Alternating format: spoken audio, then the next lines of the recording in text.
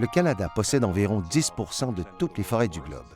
Les 3/4 de nos forêts sont constituées de forêts boréales et nous avons la responsabilité de comprendre comment ce type de forêt contribue au cycle de carbone mondial sur le plan de l'échange de gaz à effet de serre dans l'atmosphère. La recherche que nous effectuons avec le Service canadien des forêts, les provinces et même avec d'autres pays vise à quantifier la contribution des forêts du Canada au cycle de carbone mondial. Une des différences entre une forêt aménagée et une forêt naturelle est le fait que dans cette dernière, les arbres captent le carbone de l'atmosphère et le recyclent vers l'atmosphère par le biais de la décomposition et des feux de forêt. Dans une forêt aménagée, nous prélevons le bois et le carbone pour répondre aux besoins de la société.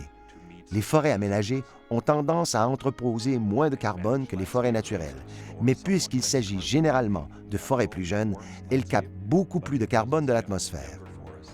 Certaines personnes affirment qu'il faut conserver les forêts afin de réduire les émissions de gaz à effet de serre. Le problème avec cette argumentation, c'est qu'à moins de diminuer les besoins en bois, en fibres et en énergie de la société, ces besoins devront être comblés par d'autres moyens. Cela veut dire qu'il faudra trouver ailleurs ces produits ou utiliser des produits de substitution comme l'aluminium, l'acier et le béton pour répondre à nos besoins. Et ces produits sont tous associés à des émissions élevées de combustibles fossiles.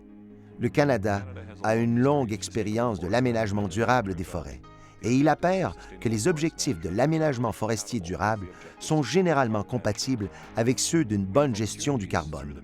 Nous avons la possibilité, grâce à l'aménagement durable des forêts, d'augmenter les puits et de réduire les sources.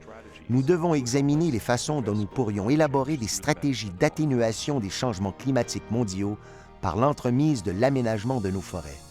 Un des objectifs de l'aménagement forestier durable est d'arriver à équilibrer en une même année la quantité d'arbres récoltés et la quantité d'arbres qui repoussent. Une forêt aménagée de façon durable peut contenir des stocks de carbone stables tout en fournissant, année après année, de l'énergie, des fibres et du bois pour répondre aux besoins de la société.